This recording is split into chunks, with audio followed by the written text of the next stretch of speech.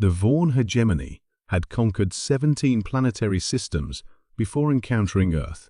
Their method was always the same: land, demonstrate their superior predatory adaptations, and watch as the local species surrendered rather than face extinction. The Vaughn were apex predators, evolved to perfection, 8 feet tall, with retractable bladed limbs, armored exoskeletons, and venomous spines. Commander Kresh stood before the United Earth Council, his mandibles clicking in contempt. "Your planet will join our hegemony peacefully, or we will demonstrate our superiority in ritual combat," Kresh announced through his translator. "As is tradition, we will face your most fearsome predators in one-on-one combat. If your champions win, we depart. If ours win, you submit." Defense Secretary Helena Chen glanced at her colleagues before responding. "We accept your challenge, Commander. Though I must warn you, Earth's predators might surprise you." Kresh's compound eyes glittered with amusement. "We have studied your wildlife extensively. Your large cats, primitive. Wolves, pack hunters that rely on numbers rather than skill. Bears, strong but slow. None can match Vaughn warriors." "Perhaps," Chen replied with a smile that didn't reach her eyes. "The arena will tell." The Vaughn set up their combat arena in the Australian outback, broadcasting the event worldwide. Billions watched as the first contests unfolded. A Vaughn warrior easily dispatched a Bengal tiger. Another defeated a grizzly bear, though it cost him an arm. A third overcame a pack of wolves, though not without significant injuries. Kresh clicked in satisfaction. "See how easily your apex predators fall.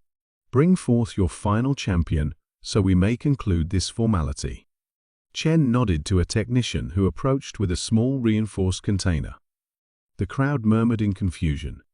After the massive predators they'd witnessed, what could be in such a tiny box? "Commander Kresh, we present our final champion," Chen announced. "Mellivora capensis, known commonly as the honey badger."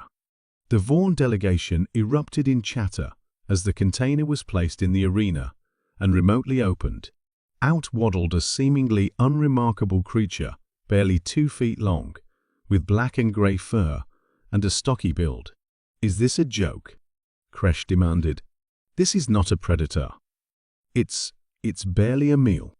Chen's expression remained neutral.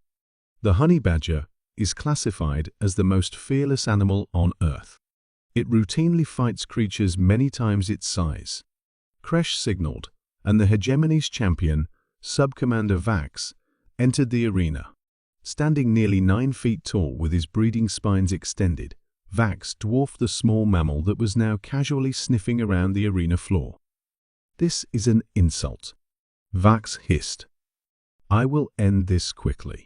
The honey badger noticed the Vaughn warrior and, seemingly unimpressed, continued its exploration of the arena. Vax charged, his bladed forearms extended for a quick kill.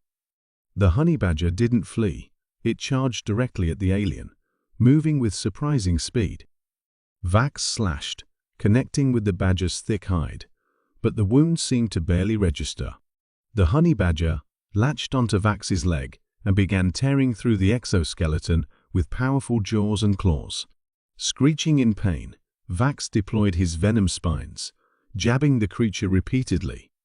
The honey badger momentarily stumbled, then shook itself and renewed its attack with even greater ferocity, as if the venom had merely annoyed it. "Impossible," Kresh exclaimed. "Our venom can paralyze creatures 10 times that size." "Honey badgers," Chen explained calmly, "have evolved partial immunity to most venoms. They regularly consume venomous snakes and scorpions. Their skin is also remarkably thick and loose, allowing them to twist and fight even when grabbed." In the arena, Vax was retreating, purple blood streaming from multiple wounds. The honey badger pursued relentlessly, seemingly tireless despite its injuries.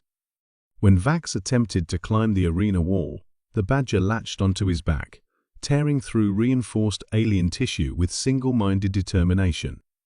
Within minutes, the Vaughan champion lay motionless, while the honey badger, wounded but very much alive, began investigating whether any part of the alien was edible. Commander Kresh's mandibles hung slack. What manner of evolutionary nightmare is this creature? Chen smiled. Just one of many Earth species that survive through sheer tenacity. The honey badger simply doesn't know how to give up. Rather like humans, actually. The Vaughan delegation departed Earth orbit the following day. In their report to the Hegemony Council, they recommended bypassing the Sol system entirely. Their official reason: the dominant species has weaponized fearlessness itself, both in their wildlife and in their approach to interstellar relations. The hegemony has nothing to gain and everything to lose in this system. Earth celebrated its victory, while wildlife preserves for honey badgers received unprecedented funding. And somewhere in the Australian outback, honey badgers continued doing what they had always done. Whatever they wanted, consequences be damned.